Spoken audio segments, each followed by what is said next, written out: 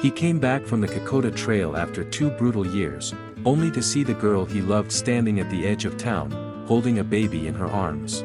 His heart stopped, but what she said next shattered everything he thought he knew.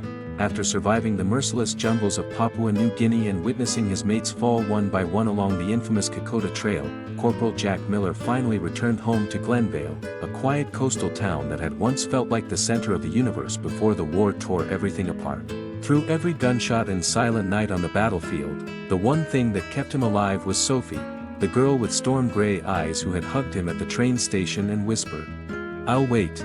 Their letters had been rare, the wireless lines unreliable, but her promise had echoed louder than any shellfire. As the train rolled back into his town, Jack's heart pounded with memories. He passed the old gum tree by the river where they used to meet, the wind still danced through its leaves, but Sophie wasn't there. The closer he got to home, the more uneasy he felt. Kids ran around laughing, adults stepped out to greet him, their faces lighting up as they praised his strength, his courage, his sacrifice. But their smiles faded just a little too quickly, their eyes darting away like they couldn't bear to say something out loud. Then he heard it, a voice he knew like his own breath. "Jack." He turned, and time stood still.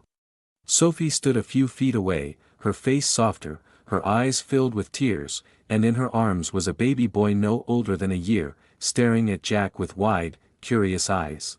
Jack couldn't move. Couldn't speak. Could barely breathe. I came to welcome you home," she said, barely louder than a breeze. "Is he?" He choked. Sophie nodded slowly, pain and love flickering in her expression. "He's yours." Jack staggered back a step, as if the truth had struck harder than any bullet he'd ever dodged.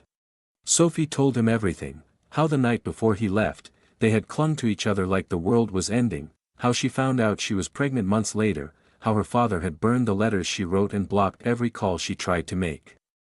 How she walked through whispers, through shame, through loneliness, refusing to let go of the life they had created. She named the boy William. Said he smiled just like Jack did before the war took the laughter from him. Jack looked down at the child, his child, then back at the woman who had kept his promise alive even when the world tried to bury it. He stepped forward, slowly, gently cradled William in his arms, and whispered to Sophie, "Thank you.